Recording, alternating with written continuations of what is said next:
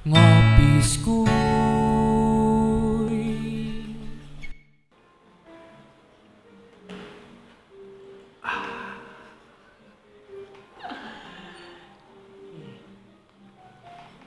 Kembali lagi di Ngopi Skuy, ngobrolin pasca di kala pandemi.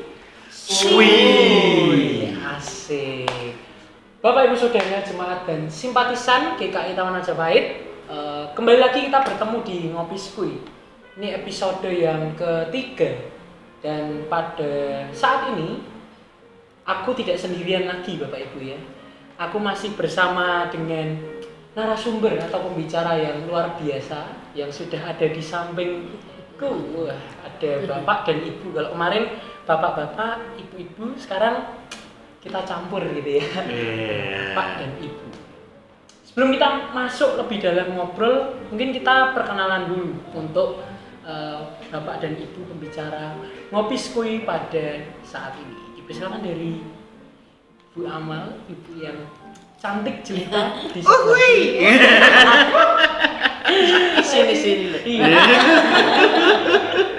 Terima kasih Bapak Ibu Saudara sekalian yang terkasih atas kepercayaannya dari panitia Pasca mungkin ya, sudah mempercayakannya kepada saya untuk menjadi narasumber ya. Nanti akan saya isi dengan apa isi hati saya, jadi tidak dari luar. Saya memperkenalkan Bapak Ibu Saudara sekalian mesti sudah kenal siapa ibu yang cerewet cerewis ini.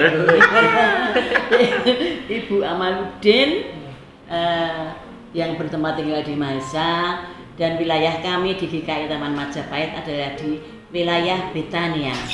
Iya. Demikian aja ya. Oke, Sarah. enggak apa-apa. Cukup ya. Cukup. Kalau usia rahasia. RHS. Pastinya masih bersemangat muda ya. Amin. Itu dia Bu Amaluddin Bapak Ibu Saudara ya. Salah satu juga majelis GKI Taman Majapahit ya. Bu Amal. Tentunya ibu yang cantik, dan di sini ada Bapak yang cantik. yang tampan rupawan. Iya, halo semua. Saya Pendeta Surya Samudra Giamsyah, Yes. pendeta di GKI Taman Majapahit Semarang. Ya tentu semua sudah tahu dan semoga nggak bosan lihat wajah saya. Istri satu, halo sayang. Kurus nih disapa Pak. Luar biasa. Anak satu, anjing dua, dan baru ketambahan satu kucing. Kan ya Pak Surya bertambah ya. Oh iya, selalu bertumbuh di dalam Kristus. Terjadi pertumbuhan keluarganya Pak Surya. Oke, itu Pak Surya Bapak Ibu Saudara, pendeta GKI Taman Majapahit Semarang. Nah, kita masih dalam suasana yang sama ini Pak Surya dan Bu Amal. Kita masih dalam masa prapaskah, menantikan Paskah itu sendiri.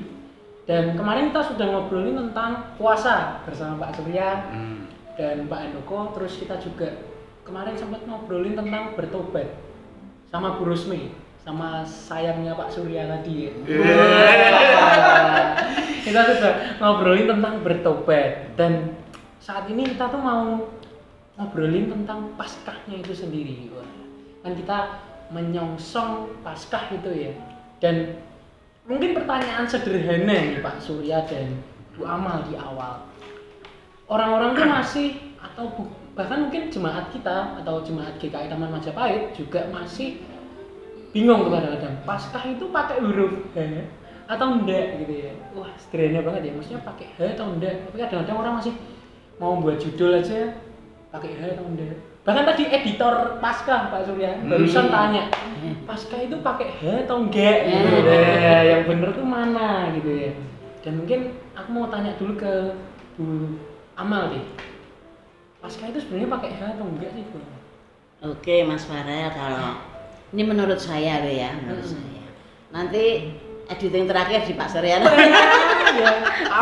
Jadi ini karena saya sebagai orang yang tidak teologi ya, yang orang biasa saja. Pak Surya dikenal di sini tuh kunci jawaban. Nah, makanya dia seorang dosen ya.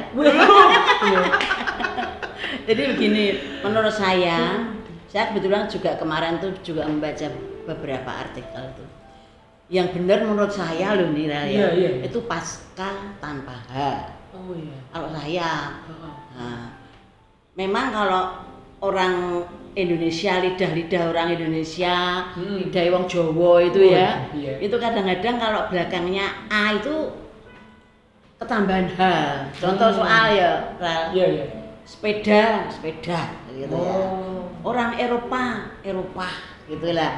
Itu pengertian saya yang sangat picik sekali mungkin ya, bahwa saya pikir kalau pasca itu memang sebenarnya tidak pakai H, tapi semuanya ditulis dengan H karena sudah bagaimana biasanya orang Indonesia mungkin menjadi artinya juga sama, mungkin hanya satu tuh pengucapannya tuh ditambah H, tapi yang bener janjian ini menurut aku ki tanpa H gitu.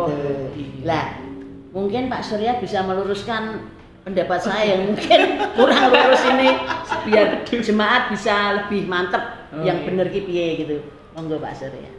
Iya. Dulunya saya juga Paskah pakai H gitu ya. Jadi dulunya begitu. Tapi kemudian telusur punya telusur gitu loh. Kan kita belajarnya itu EYD ya, ejaan yang disempurnakan. Sempat belajar gitu ya. Nah, itu dalam tata bahasa EYD itu ketika ada huruf K dan H yang gabung, itu hanya itu luruh gitu loh. Hanya itu luruh. Jadi misalkan dulu tuh kan orang dulu mungkin Bu Amal tesih kelingan. Napa nih Pak? Khawatir. Oh iya, kahai. Pak Kahara. Sekarang kan sudah hilang toh. Hanya. Jadi kuatir. Betul kan? Nah, kira-kira itu seperti itu. Jadi secara EYD itu seperti itu. Nah, kata Paskah itu dulunya itu berasal dari Pesah dalam bahasa Ibrani. Kata dasarnya ya. Nah, Pesah. Itu ada KH, betul. Belakangnya itu KH, PESAK. Nah, Pesah. Nah, kata Pesah itu kemudian ketika diturunkan menjadi bahasa Indonesia itu menjadi Paskah. Masih ada hanya. Nah, dengan berkembangnya EYD itu KH di belakang itu hanya jadi luruh hilang. Jadi Paskah gitu loh. Nah, tapi ada juga kemudian yang tanya, lah kalau gitu bedanya dengan universitas apa? Kan di universitas itu kalau S2 pasca sarjana. Ya, ada pasca sarjana. Nah, yang betul itu sebenarnya tulisannya itu pasca. C. Pakai C, Bu. Betul. Itu ya, itu kalau di univ ya. Iya, pasca sarjana itu arti katanya itu setelah atau sesudah gitu. Atau apa? Selewat sebenarnya itu begitu. Oke, berarti pasca ya Bapak Ibu Saudara ternyata nggak pakai H. Seiring berjalannya waktu ya Pak Surya ya. Dan setelah dikaji ulang memang dulunya ada hanya dan sekarang sudah luruh seperti khawatir tadi contohnya. Khawatir. Tapi ya betul juga yang dikatakan Bu Amal itu. Terima kasih Pak. Itu betul. Karena kan khawatir kan dalam bahasa lama toh. Nah, lalu Eropa. Betul. Itu hanya juga gitu sama. Jadi itu hanya itu luruh. Oke, jadi kita semakin dicerahkan karena pasca itu nggak pakai H Bapak Ibu Saudara ya. Dan itu mungkin tadi pertanyaan dasarnya tentang tulisan pasca gitu ya. Sekarang kita coba sedikit lebih dalam tentang pasca itu sendiri. Pasca itu sendiri sebenarnya apa sih makna dari pasca itu sendiri bagi Pak Surya dan juga Bu Amal? Mungkin dari Bu Amal dulu Bu. Ya, Kanjeng Mami dulu lah. Aku tuh takut nek salah itu. Begini, kalau ini saya lagi ya, jadi pasca. Pasca itu kan mungkin rentetan dari penderitaan sampai ke kebangkitan ya Pak, betul nggak ya Pak? Monggo dijalankan dulu. Kalau saya nanti diluruskan lagi ya Iya. Pak. Itu kalau saya memang di dalam Paskah ini, dalam menjalani masa raya Paskah ini setiap tahunnya, saya tuh mesti banyak meneteskan air mata. Pasti itu. Iya. Karena memang begitu besar Tuhan berkorban untuk kita.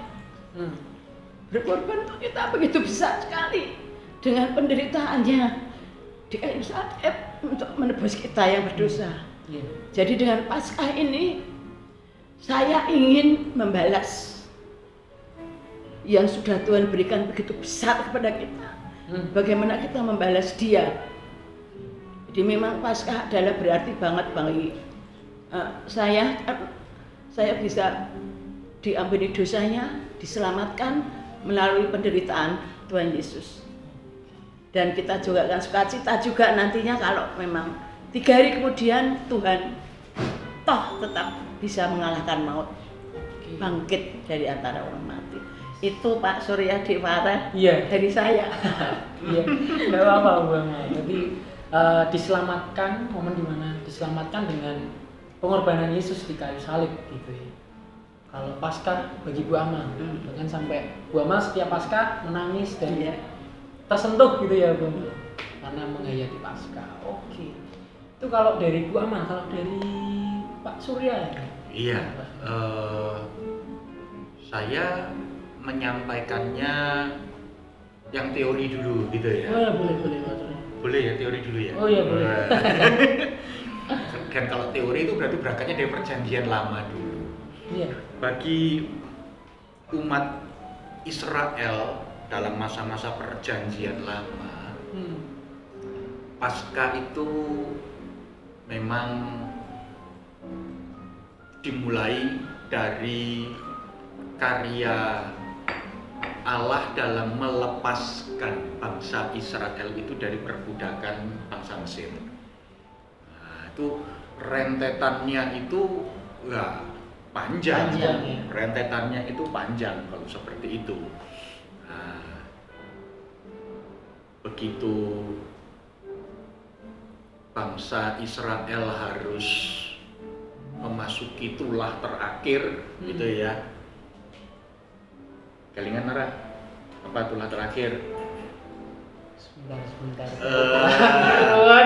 Meninggalnya anak sulung. Ya, jadi semua anak sulung itu dibinasakan. Ya, nah, disitulah kemudian Tuhan memerintahkan kepada Musa, ambil seekor anak domba, sembelihlah, lalu kemudian oleskan darahnya itu di pintu gerbang rumah, kan gitu toh.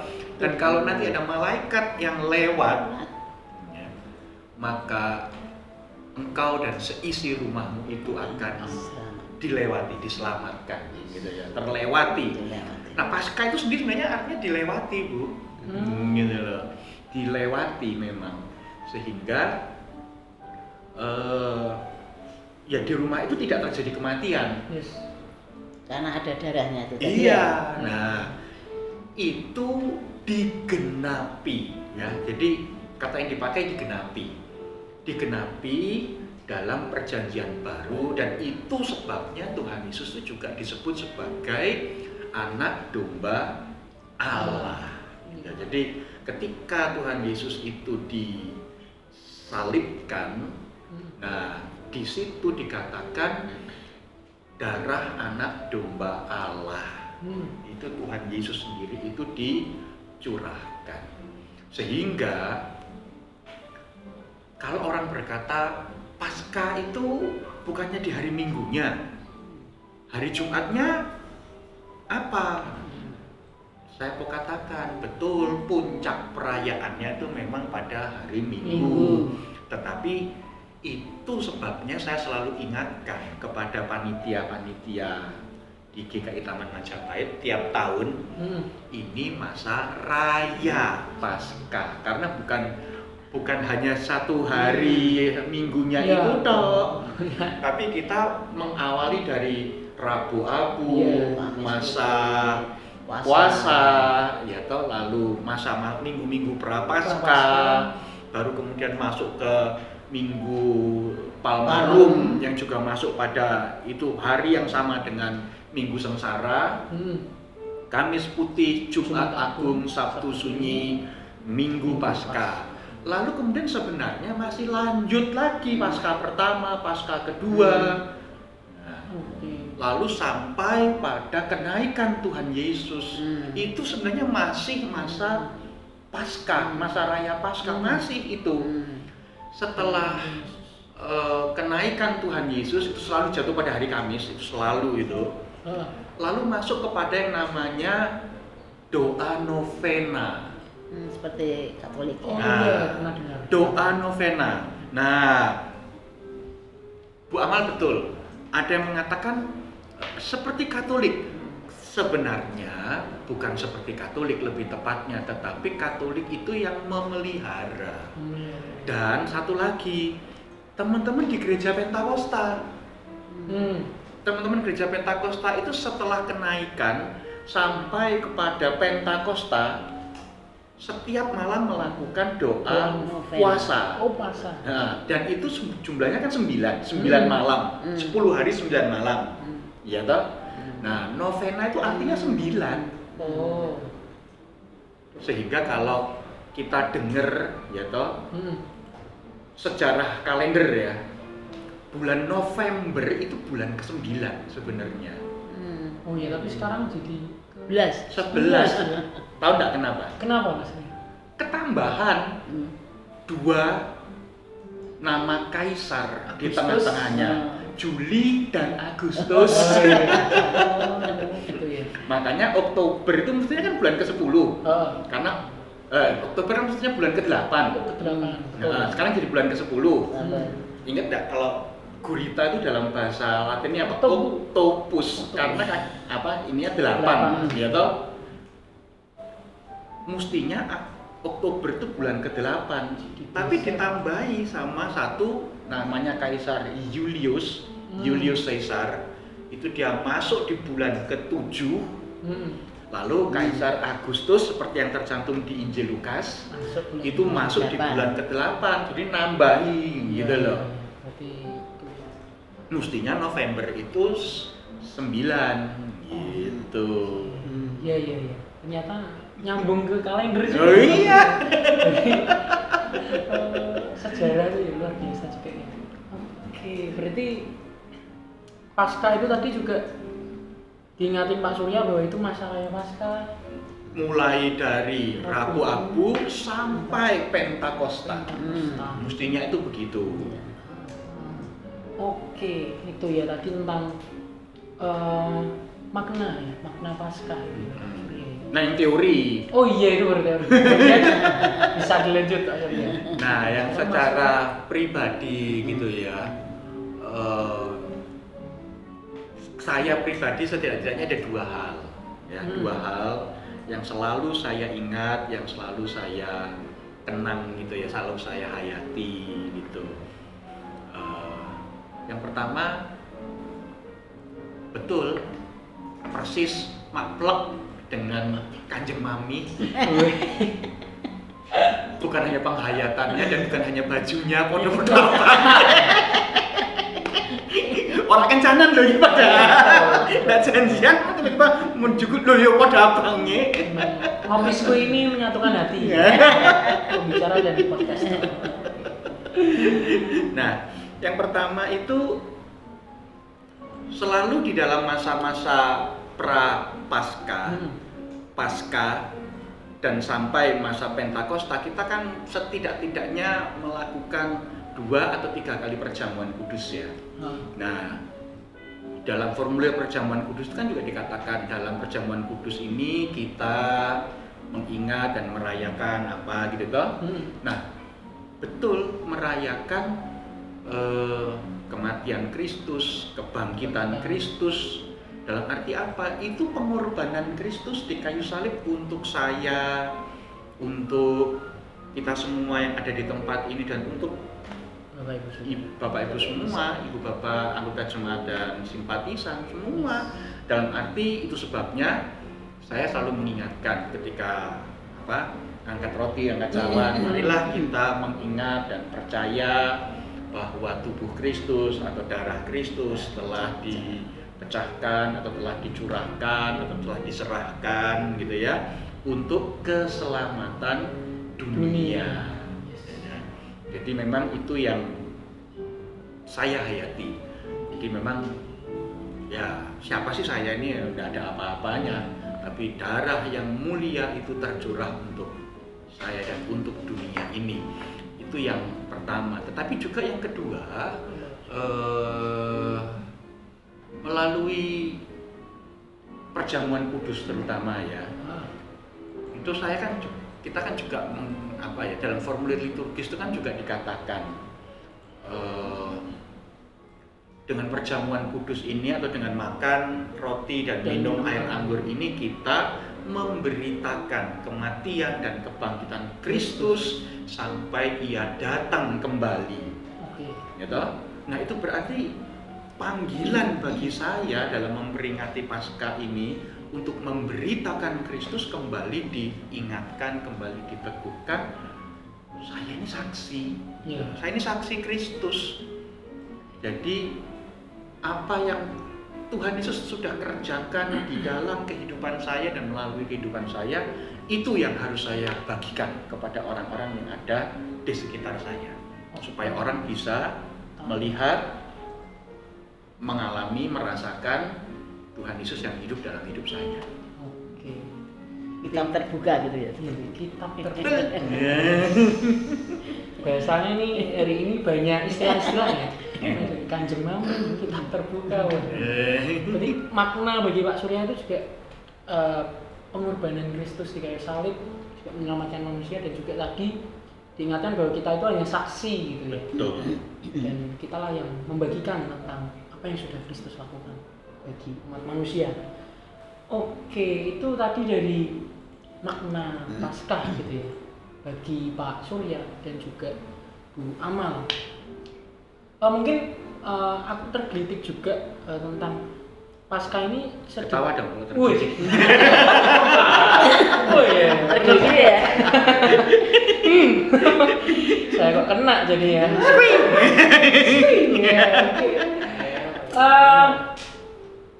Juga pengen tahu sedikit nih Pak Surya tentang sejarah Paskah. Tadi kan sudah nyenggol-nyenggol sedikit ya sejarah, bahkan sampai ke tanggalan ya Bapak Saudara ya. Kaisar Juli dan Agustus ternyata nyempil masuk di tanggalan. Ini mungkin sedikit sejarah tentang Paskah itu sendiri Pak Surya. Sejarahnya Paskah. Boleh. Sejarah Paskah, iya. Memang pertama-tama harus diakui bahwa Paskah itu tidak murni berasal dari gereja. Oh iya. Itu kebiasaan atau itu tradisi peringatan yang dilakukan oleh umat Israel untuk mengingat, untuk mengenang karya Allah yang membebaskan mereka dari perbudakan tanah Mesir. Iya, tanah Mesir. Lalu kemudian terus berjalan begitu sampai kemudian bangsa Israel juga sebenarnya punya Pentakosta gitu loh. Oh iya, Pentakosta. Pentakostanya Israel itu ada. Apa itu Pentakostanya Israel itu? Mereka memperingati turunnya 2 loh batu. Jadi ketika Musa naik ke Gunung Sinai berjumpa dengan Allah, lalu kemudian Allah memberikan 2 loh batu, di situ diperingati sebagai Pentakosta. Pentakostanya orang Israel. Dan bertepatan dengan hari Pentakosta itulah orang-orang Israel ini mempersembahkan panen mereka. Oh iya. Sehingga kemudian ada hari raya undu-undu. Makanya bisa nyambung ya dengan undu-undu. Nah, ya. betul. Nah, Itu Pentakostanya Israel. Nah, lalu kemudian Pentakosta dalam kehidupan kita sekarang bagaimana dalam masa raya Paskah kita? Tentu kita tidak memperingati kehidupan kita yang lepas dari perbudakan Mesir, kan enggak, gitu. Enggak ada satu orang pun di antara kita yang pernah diperbudak oleh bangsa Mesir, kan enggak ada. Dan bukan juga perbudakan Belanda ya Pak? Bukan. Sudah bebas ya Pak Is? Merdeka. Merdeka. Iya. Tapi kita dibebaskan dari belenggu dosa. Oke. Nah, itu yang penting. Kita dilepaskan dari belenggu dosa oleh kuasa kebangkitan Kristus, dan oleh karena itulah Rasul Paulus juga berkata, kalau Tuhan itu tidak bangkit, sia-sia kamu menjadi percaya. Jadi disitulah memang kita menghayati, oh ya aku dilepaskan ini. Sama seperti bangsa Israel dilepaskan dari perbudakan bangsa Mesir, kita dilepaskan dari dosa, kuasa dan belenggu dosa. Nah, gitu loh. Itu sebabnya saya menggunakan istilah tadi digenapi Ya. gitu ya. Nah, lalu kemudian setelah Paskah itu berjalan 50 hari, nah itu namanya Penta itu 5 artinya 50 hari itu berarti Pentakosta, hari ke-50 kita memperingati turunnya. Nah, kalau Israel memperingati turunnya dua loh batu, di sini turunnya Roh Kudus gitu loh. Mudeng sekarang ya. Lihat ya kesejajarannya ya, kita sering lihat gitu ya. Paham, tambah paham. Bapak Ibu yang di rumah juga pasti tambah paham ya tentang pasti. Jadi itu ya Pak, sedikit tentang Paskah. Ternyata kalau umat Israel dulu pembebasan dari belenggu Mesir gitu ya. Ya. Penindasan di Mesir, terus kalau kita saat ini berarti dibebaskan dari kuasa dan belenggu dosa. Oke, itu ya sedikit sejarah tentang Paskah Bapak Ibu Saudara. Dan mungkin sekalian ya, karena ini masih membahas yang tentang teologinya. Ya, teologi ya. Amal ya. Sama juru kunci ya. Juru kunci kuburan. Aduh, juru kunci kuburan. Oke. Nah, sedikit ketika saya juga sempat membaca maksudnya Alkitab gitu ya Pak Surya. Di dalam Injil itu tuh kalau Natal itu cuman kita kan mungkin hari raya besarnya yang besar banget ya. Natal, Paskah gitu ya Pak Surya ya, kalau saya merasakan. Dan Natal itu hanya dibahas di 2 Injil.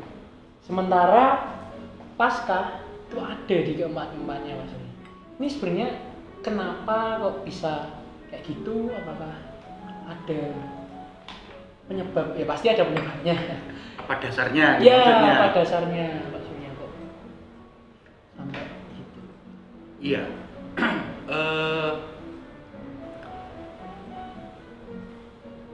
Pada dasarnya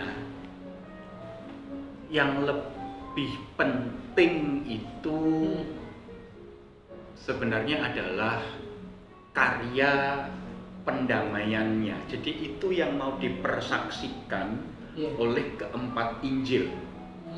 Ya. Baik Injil Markus, saya sebut pertama karena banyak paling tua itu Markus. Matius, Lukas, baru Yohanes gitu ya. Nah, Markus ini yang sumber utama sebenarnya. Yang paling tua jadi sumber utamanya itu Markus.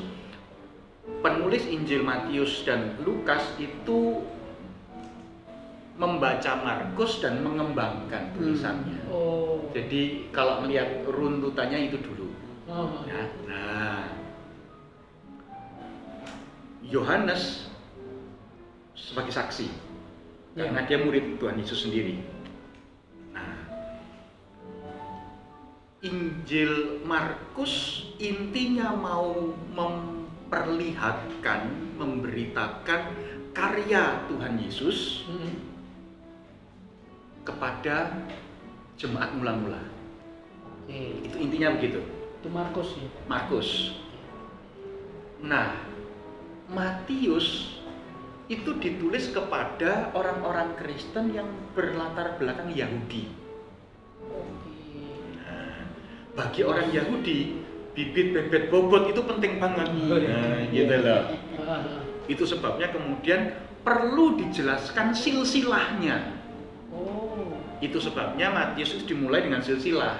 Oh iya. Iki lho tenanan bahwa Yesus itu keturunan dari ini anak ini dari anak ini sehingga ini penggenapan dari nubuat yang disampaikan Tuhan kepada umat perjanjian. Nah, gitu loh. Oke. Terimalah Yesus ini sebagai Mesias, dan dengan daftar ini diharapkan kalian teguh, kukuh, Semakin yakin. semakin yakin Semakin ini Mesias yang dijanjikan. Nah, itu di Matius begitu. Lukas itu ditulis kepada Theophilus yang mulia. Yang Ya, Theophilus yang mulia, ya, bukan Mas Dias. Kalau itu Theophilus Nanda. Peace, bro. bukan Theophilus Nanda. Theophilus yang mulia. bukan saudara Dias. Boleh dilanjutin Pak Tunya. Nah, Theophilus yang mulia ini seorang pejabat Romawi yang memiliki kekuasaan, memiliki power, dan dia itu orang yang terpelajar. Orang yang terpelajar. Dan sebagai orang yang terpelajar, berpendidikan, lalu memiliki status, memiliki jabatan, dia perlu untuk diyakinkan tentang jati diri siapakah Yesus. Dan oleh karena itulah kisah kelahirannya itu perlu untuk disampaikan. Gitu loh. Selain memang Lukas sendiri adalah seorang tabib, seorang dokter pada zaman itu yang ya orang terpelajar juga, sehingga pola berpikirnya ya harus kronologis, harus runut. Nah, kalau runut kronologis ya lihat dari awalnya. Nah, awalnya itu bagaimana? Tuh. Nah, seperti itu. Nah, Yohanes sebenarnya sedikit nyentil tentang Natal. Tapi dalam bahasa yang sifatnya itu filosofis. Mungkin tidak mudeng kita ya, Mama Ade.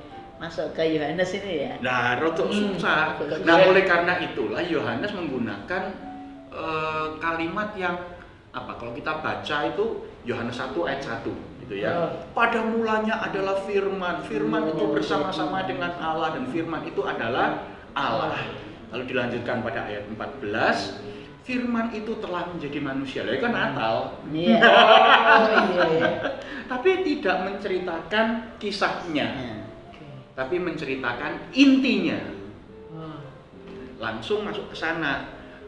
Di tengah-tengahnya itu ayat 1 dan ayat 14, tengah-tengahnya itu ada kisah tentang Yohanes Pembaptis yang mempersiapkan jalan untuk datangnya sang firman. Gitu. Sehingga kemudian dikatakan Yohanes Pembaptis ini orang yang berseru-seru di padang gurun. Jadi suara dengan suara. Nah, memang Injil Yohanes ini beda sendiri cara penulisannya. Gitu. Paling khas ya. Paling khas tapi juga paling rumit. Paling rumit. Paling bahasa yang digunakan itu filosofis. Memang. Suka Gitu. dipahami katanya. Permainan kata, ungkapan-ungkapannya itu lebih susah. Oke. Berarti sebenarnya yang mau ditampilkan itu ya kisah pendamaiannya itu. Nah, karya keselamatan, kisah pendamaian itu berarti hidup dan mati serta kebangkitan. Itu yang paling penting. Nah, sehingga kemudian bisa dilihat semua penulis Injil itu sebenarnya punya konsep bahwa kematian Kristus adalah bagian dari karya keselamatan Allah. Oke, berarti makanya di 4 Injil itu juga ditampilkan nih. Betul. Oke, ternyata alasannya juga mantap sekali. Dan tadi malah dijelaskan sedikit tentang latar belakang penulisan ya. Iya. Dari keempat Injil yang ada. Oke, Pak Surya. Nah, pada saat ini kita kan sedang mengalami masa yang mungkin berbeda ya dari sebelum-sebelumnya, masa pandemi COVID-19 yang mungkin juga membuat kita terbatas, terus juga mengalami beberapa hal yang mungkin kurang mengenakan gitu. Kalau dibilang buruk juga kurang enak ya, mungkin hal-hal yang tidak yang perlu penyesuaian. Iya, perlu penyesuaian, keterbatasan gitu-gitu. Nah, untuk perasaan atau bagaimana Bapak dan Ibu dalam menyongsong Paskah itu sendiri, apalagi Paskah itu sendiri dalam kondisi pandemi saat ini, gitu. Apa-apa yang dirasakan atau apa yang dibayangkan tentang Paskah pada tahun ini, apalagi di kondisi pandemi. Mungkin boleh dari Bu Ahmad. Makasih Mas Farel. Iya, Bu Ahmad, monggo. Ini kalau menurut saya lagi ya, memang saya tak berbicara untuk biasanya kan kita tidak pandemi, ya toh. Jadi saya tuh sebenarnya intinya nanti cerita ini tuh sedih karena pandemi ya. Jadi kalau tidak pandemi, kita bersama-sama merayakan Paskah itu kan rasanya khidmat, menghayati ya. Ini pengorbanan Tuhan Yesus begitu besar, dari mulai tadi Rabu Abu, puasa, kita puasa 40 hari untuk memahami penderitaan, kesengsaraan Yesus. Lalu Kamis Putih, Sabtu Sunyi, Jumat Agung, Kamis Sabtu Sunyi, lalu Paskah. Minggu Paskah. Itu sebetulnya kalau tidak dengan pandemi kita akan bisa berkumpul bersama sahabat-sahabat kita, semua teman-teman GKI Taman Majapahit dengan membasuh kaki atau rasanya seneng gitu. Lalu Rabu Abu dengan khidmat, ujiannya yang sendu-sendu, ujiannya yang gelap gulita, Sabtu Sunyi gelap. Rasanya tuh kalau tidak pandemi itu seneng banget karena menghayati sungguh penderitaan ya, aku bano wong dosa banget ini ya gitu. Sampai kita sukacita sampai mengalahkan maut. Tetapi dengan adanya pandemi ini, saya tuh sudah merasakan wah, berarti sudah tidak bisa kumpul dengan teman-teman, tidak bisa merayakan secara tatap muka dengan teman-teman ya toh. Dengan mungkin kita akan paduan suara bersama dengan Minggu Paskah subuh, yang subuh itu kita tidak bisa latihan bersama dengan paduan suara mungkin. Padahal saya dulu tuh punya cita-cita loh, Rel. Paskah itu paduan suara eklesia mau saya persatukan dengan Cantabile, paduan suara remaja pemuda. Itu cita-cita saya, tapi Tuhan sudah berbicara lain. Ya kita harus berkawan dengan COVID-19 sehingga saya tuh memang intinya nanti saya akan merasa sedih sekali dengan pandemi ini dalam acara Paskah. Tetapi apakah saya juga hanya sedih saja karena kita harus sungguh-sungguh mengalami pandemi ya sekarang ini, tidak bisa lari kita. Betul. Saya dengan adanya pandemi dalam menjalani masa raya Paskah mengikuti ini, semoga semua acara yang sudah dipersiapkan oleh panitia, mungkin di salah satunya ada yang tatap muka atau live streaming nanti ya, mungkin di Rabu Abu atau, tapi saya juga masih merasa sedih karena saya merasa orang tua lansia yang tidak bisa mengikuti lagi. Kalau Farel mungkin bisa mengikuti, semua yang masih remaja pemuda masih bisa mengikuti, tapi saya yang 60 lebih ini sudah tidak bisa lagi. Sedih saya tuh rasanya. Tetapi saya pikir apakah saya terlena dengan kesedihan-kesedihan ini? Makanya saya akan bertekad bahwa semoga panitia masa raya Paskah itu bisa mempersiapkan acara-acara yang akan tetap saya ikuti. Setiap acara akan saya tetap ikuti dengan saya juga menghayati, tidak perlu sedih tetapi kita hayati mungkin kita hanya di layar televisi. Yeah. Saya masukkan televisi, kita hanya bisa merasakan melalui online, daring. Saya akan tetap mengikuti dan berusaha semaksimal mungkin untuk tetap menghayati seakan-akan ini adalah tatap muka. Jadi sebenarnya tidak boleh berbeda antara pandemi dengan tidak pandemi. Di dalam hati kita tetap bisa merayakan dengan baik, menghayati dan meresapi sehingga iman kita semakin hari semakin kuat. Itu aja Mas Farel. Oh, iya. Mungkin bisa dilengkapi Pak Pendeta. Monggo Pak. Itu tadi dari Ini lama. hati nurani saya seperti itu Pak. Sedih saja nih Pak karena lansia Pak. Iya, sedih tapi tetap akan Menghayati iya, menempatkan semaksimal diri. mungkin. Yes, menikmati Paskah itu sendiri, masa raya ini. Oke. Kalau dari Pak Surya, gimana Pak Surya?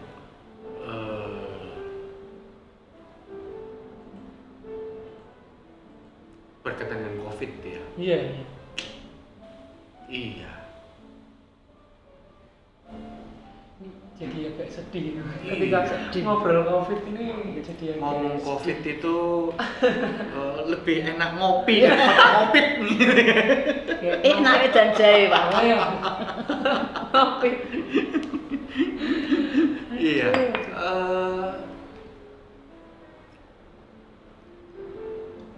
Setahun ya COVID ya. Iya. Kalau April. ya kan kita kan April setahun sampai ya. April ya Pak ya nantinya. Ulang tahun. Setahun ulang tahun COVID. Berkah dan ramai itu ya. Jangan nyanyikan panjang umurnya untuk COVID. Tolong jangan dirayakan dulu. Tolong jangan dirayakan Tolong. dan jangan nyanyikan panjang umurnya.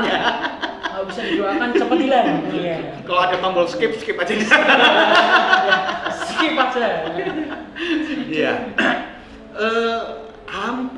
Bukan hampir tiap hari, ya tiap hari saya terima tuh berita duka itu sampai Wah.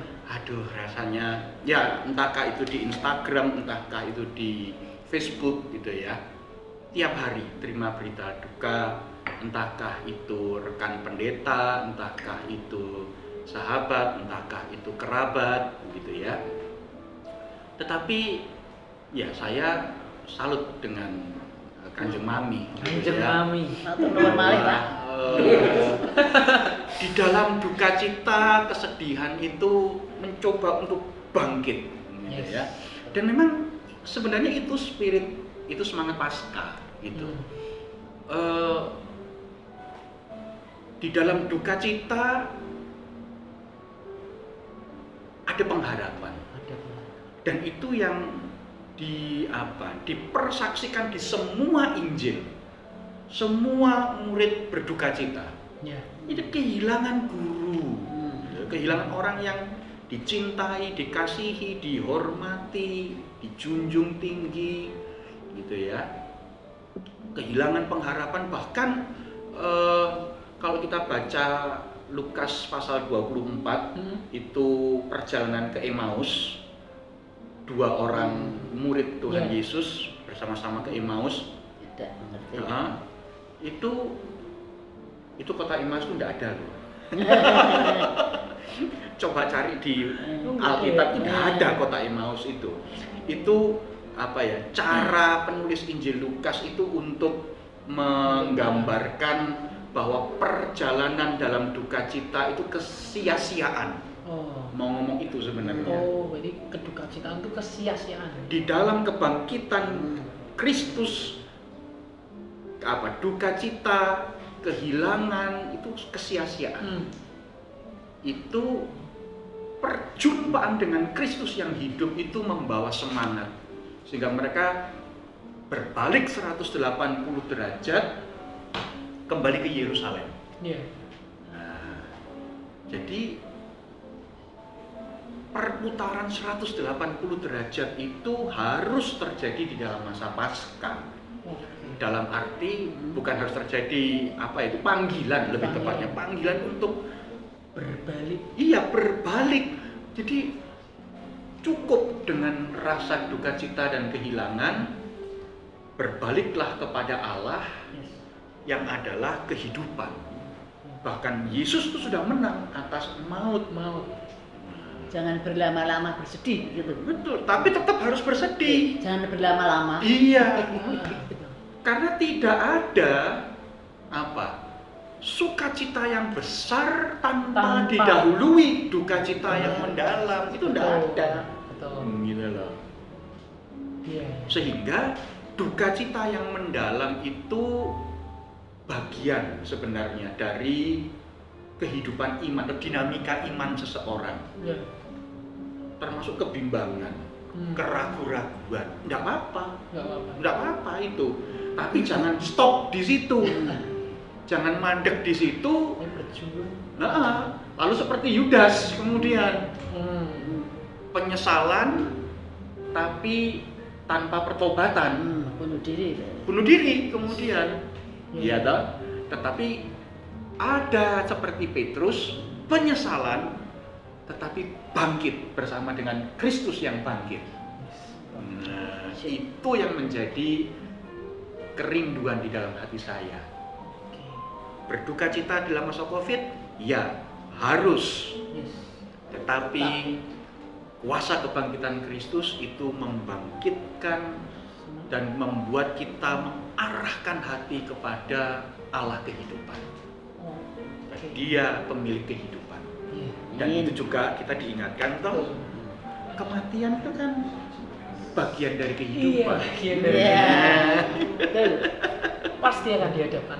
Pasti. Tapi tidak berhenti sampai pada kematian, sebab kita mendapatkan hidup yang kekal. Wah, menarik nih jadi jawabannya Pak Surya dan Bu Amal. Memang di masa pandemi Covid mungkin kita berduka, kita bersedih, itu hal yang wajar gitu ya. Harus karena kita menghadapi situasi yang tidak mengenakan, ditinggal kerabat, ditinggal orang banyak, tapi kuasa kebangkitan itu ya yang juga membuat kita untuk juga tidak berhenti di kesedihannya, tapi bagaimana kita mengarahkan hati juga terus tetap kepada Allah dengan sukacita. Oke, nah berkaitan dengan apa yang kita bahas tadi tentang masa pandemi, terus juga bagaimana menghayati Paskah. Kemudian aku penasaran juga untuk Pak Surya dan Bu Amal sendiri di masa Paskah atau masa raya Paskah dan menyambut Paskah ini, apakah ada satu komitmen atau satu hal yang dipegang atau ingin dijalankan atau dilakukan selama masa raya Paskah dan nanti sampai pada Paskah itu sendiri? Dari Bu Amal boleh mungkin? Ya Mas Marel, memang di dalam kita menghayati masa raya Paskah itu kita memang bersedih, tetapi memang betul kata Bapak Pendeta Surya, jangan berlarut-larut bersedih, mari kita bangkit seperti Petrus, ada kebangkitan ya. Jadi saya juga dengan adanya masa raya Paskah yang saya ikuti nanti secara daring, saya akan berusaha tetap menghayati setiap acara, menghayati bagaimanakah penderitaan Yesus sampai bangkit. Nah, di situ saya merasa bahwa Tuhan sudah baik sekali dengan saya, sudah menyelamatkan saya, sudah mengeluarkan saya dari belenggu dosa. Terima kasih Tuhan. Makanya saya harus berbuat apa dengan semuanya ini bagi saya ini ya. Saya bertekad, berkomitmen. Ini komitmen ya Mas Awan? Iya. Semoga Tuhan memberkati apa yang saya katakan ini. Dengan adanya semua acara di masa raya Paskah ini nanti, semoga saya bisa lebih mengenal Tuhan lagi. Tekad saya seperti itu, lebih mengenal Tuhan, lebih dekat dengan Tuhan lagi dengan cara ini adalah janji dari saya sendiri ya. Saya akan rajin mengikuti pelita bagi kakiku yang disampaikan oleh Pak Surya di tiap Senin dan Kamis. Bening-bening yang selalu di-share oleh Dik Dodi pada Selasa malam. lalu renungan pagi pada Sabtu pagi ya Pak Surya. PARJ, PDRJ, saya akan mengikuti kegiatan gereja kita sendiri itu dulu. Akan saya ikuti secara rutin, rajin ya. Setelah itu mungkin kita bisa menerima siraman-siraman rohani dari luar. Itu tekad saya untuk biar iman saya itu semakin hari semakin mengenal Tuhan Yesus, iman saya semakin bertumbuh, iman saya semakin kuat untuk menghadapi pandemi ini apalagi. Karena tanpa Tuhan semuanya akan sia-sia. Dan saya juga ingin melakukan, semoga hidup saya ini di dalam pandemi ini ataupun di kemudian hari bisa menjadi berkat bagi sesama, bagi orang lain. Kami ingin membantu mereka yang sambat ya. Sudah banyak sekali yang sambat gitu ya. Janganlah ditolak. Kalau mampu, janganlah ditolak. Kita akan bantu.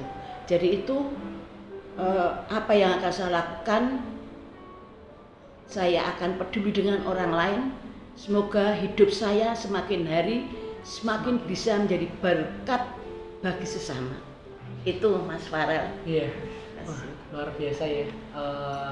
Apa yang mau Bu Amal ambil, lakukan selama masa raya Paskah sampai nanti Paskah.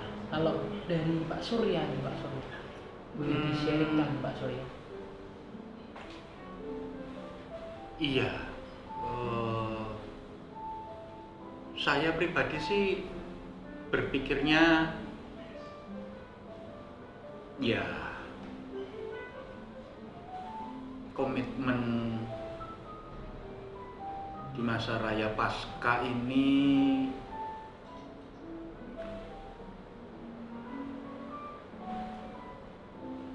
memperdalam pengharapan gitu ya. Dalam artian begini, secara tradisi gereja itu dikatakan atau digambarkan pengharapan itu seperti jangkar kapal. Oh, jangkar. Ya, jadi kapal Popeye. itu ada, ya Popeye itu ada jangkar yang diturunkan itu. Nah, pengharapan digambarkan dengan jangkar karena itu membuat kapal itu menjadi tidak goyah ketika dihantam ombak, gitu ya. Tetap berada di tempat, tidak terseret gitu. Nah,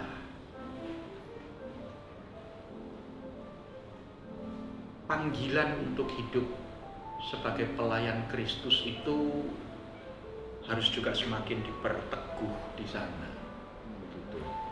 Dengan hantaman-hantaman yang tidak semakin mudah ya, khususnya di masa pandemi ini. Harus semakin jelas panggilan Tuhan apa, begitu ya. Lalu kemudian ketika hantaman itu datang, ya bagaimana jangkar ini tetap gandoli gitu ya, tetap kuat di dalam bercokol gitu ya, tertanam gitu sehingga tidak membuat yang di atas ini goyah begitu. Ya belajar hidup berpengharapan di tengah pandemi. Dan saya kira itu harapan saya juga untuk ibu bapak saudara penikmat podcast kita ini. Semangat ya, tetap berpengharapan. Amin. Itu ya Pak Surya ya. Terus sekaligus tadi ada pesan dari Pak Surya ya. Mari kita memperdalam pengharapan kita pada Tuhan, terutama di masa pandemi COVID-19 yang agak ya kurang mengenakan atau menyedihkan bagi kita gitu ya Pak Surya. Nah, Bapak Ibu Saudara, jemaat dan simpatisan GKI Taman Majapahit, sore hari ini kita sudah berbincang panjang gitu ya Pak Surya dan Bu Amal. Tadi ada mulai dari kebenaran, kebenaran Paskah itu ternyata nggak pakai H. Kemudian kita juga mengerti, melihat makna Paskah gitu ya. Ternyata nggak cuman Minggu Paskah loh, Bapak Ibu Saudara. Paskah itu sebuah iya, dengan sebuah rangkaian panjang. Dan terutama adalah tadi ada pendamaian itu ya, karya pendamaian, kematian dan pengorbanan serta kebangkitan Yesus Kristus di kayu salib gitu ya. Kematian di kayu salib dan kebangkitan Yesus Kristus itu. Dan di masa pandemi COVID-19 ini tadi Pak Surya dan Bu Amal juga memberikan semangat juga kepada Bapak Ibu Saudara penikmat Ngopi Skuy ya, untuk tetap memperdalam pengharapan, untuk tetap berjuang, tetap semangat dan juga menghayati pasca itu sendiri di tengah pandemi COVID-19. Nah, sebelum mengakhiri, apakah ada sepatah dua patah kata untuk closing statement mungkin dari Bu Amal maupun dari Pak Surya? Bu Amal dulu boleh. Bapak Ibu sekalian, saudara-saudari, anak-anakku semua, pesan dari Bu Amal, marilah kita tetap semangat, kuat dalam iman, jadi terang. Jadikanlah kita kitab terbuka, biar Tuhan Yesus yang ada di dalam kita bisa dilihat oleh semua orang. Oke, itu tadi dari Bu Amal. Dari Pak Surya mungkin ada pesan buat penikmat Ngopi Skuy. Sebab dia hidup, ada hari esok. Amin. Sebab dia hidup, Ada hari esok. Jangan patah semangat. Pekerjaan yang kita bisa kerjakan, lakukan dengan penuh sukacita, sebab ada kuasa kebangkitan yang Tuhan letakkan dalam hati kita. Amin. Oke, itu tadi dua kalimat penutup dari Pak Surya dan Bu Amal di Ngopi Skuy episode yang ketiga. Bapak Ibu Saudara, kita akan bertemu lagi ya, mungkin di acara-acara berikutnya ya Pak Surya dan Semoga ya. Semoga kita tetap menjaga ini ya podcast seperti ini, Ngopi Skuy. Mungkin nama yang berbeda, pembicara yang berbeda, podcaster yang berbeda. Bapak Ibu Saudara, pesan saya tetap ikuti ya, tetap ikuti YouTube channel GKI Taman Majapahit. Jangan lupa di like, comment, dan subscribe, dan juga nyalakan lonceng pemberitahuan Bapak Ibu Saudara supaya dapat mengikuti setiap acara yang ada di GKI Taman Majapahit melalui YouTube. Itu saja dari saya. Sampai jumpa di Ngopi Skuy berikutnya. Ngobrolin Paskah di kala pandemi Skuy. Sampai jumpa Bapak Ibu Saudara. Tuhan berkati.